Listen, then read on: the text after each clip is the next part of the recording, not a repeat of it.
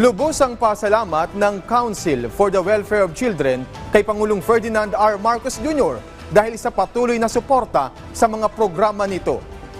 Sa panayam ng Radyo Pilipinas, sinabi ni CWC Executive Director at Undersecretary Angelo Tapales, malaking tulong ang paglagda ng Pangulo sa Executive Order No. 79 para itatag ang Makabata Program at Makabata Helpline 1383.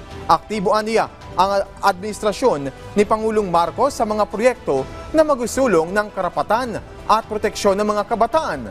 Samantala, umaasa ang konseho na maipapasa ng Kongreso ang Magna Carta of Children. Mas maraming ahensya kasi ng pamahalaan ang magtulong-tulong para sa kapakanan ng mga kabataang Pilipino.